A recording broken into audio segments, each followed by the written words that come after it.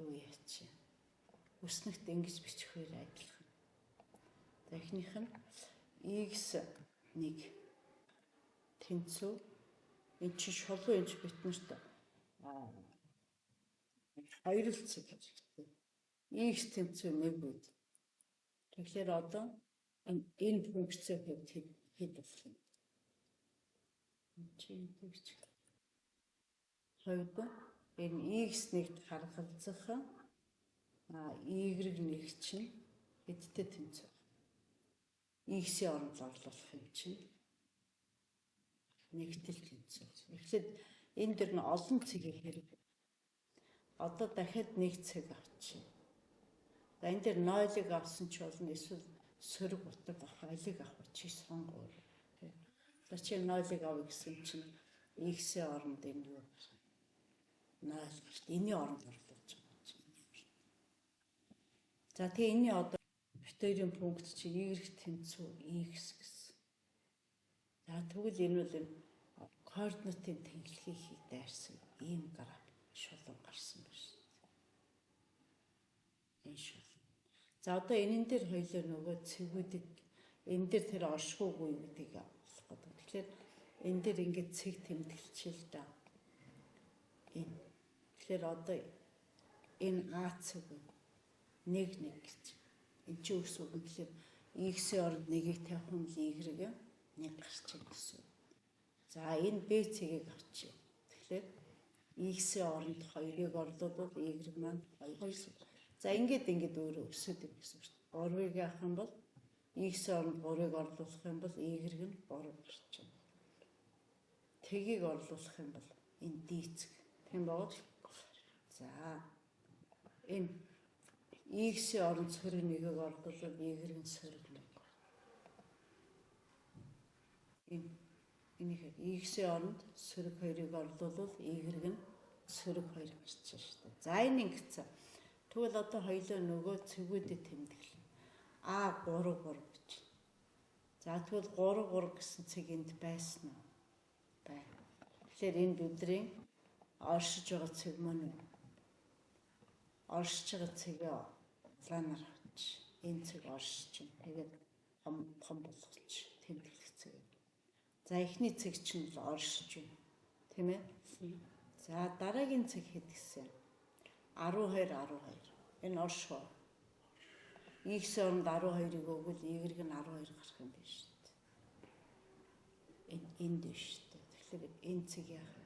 Энд оршиж байгааз 10 дээр явуулчихлаа багш. 12. Тэ? За энэ оршиж байна. Дараагийн цэг нь хэд гэж байна? Чи хараад хэлүүлээ гэж. Дараагийн цэг. Тэгэхээр энэ 3 дээр 3. Сөрөг 3. Эерэг 3 дээр сөрөг 3 гэж байна. Энэ орших.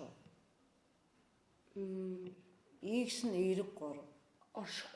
Оршихгүй гэсэн. Одоо чи ингэж ойлгочихлоо шүү дээ. X нь эерэг 3 тий? Y нь сөрөг 3. Энэ дээр оршихгүй. Яагаад энэ оршихгүй болсон?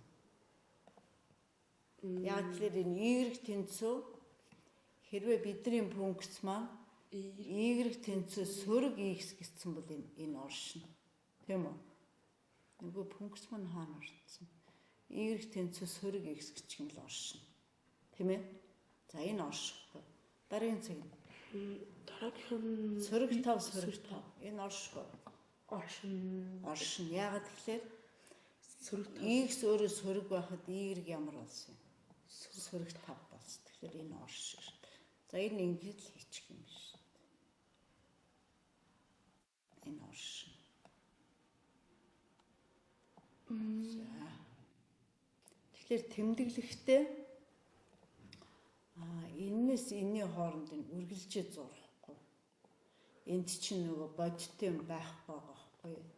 Тэгэхээр эн чинь тасархай ингэж зур. Энэ чинь 3 дээр байгаа тий.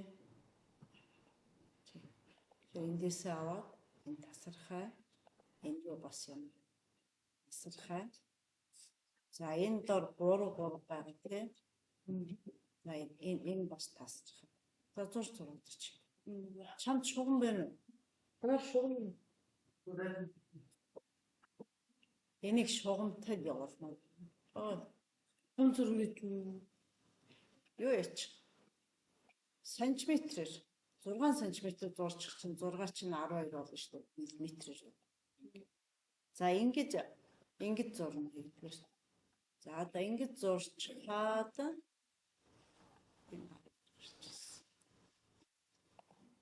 энд 0 байгаа шүү дээ. Тэгээд энд нь x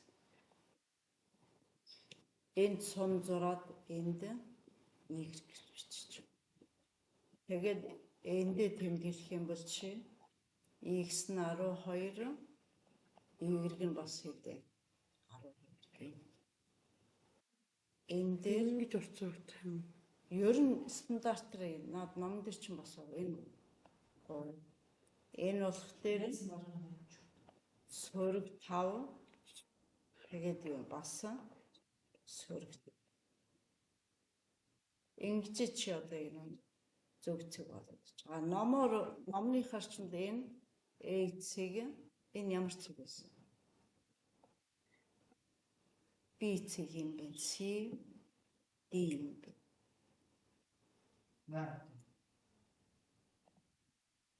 Миний юу шүү дээ. Шийдсэн бид явдтай зураг нэлээ. 12 юм. Диаметр нь уртуу 12. 12 см гэсэн үг. Биш 6 см зур.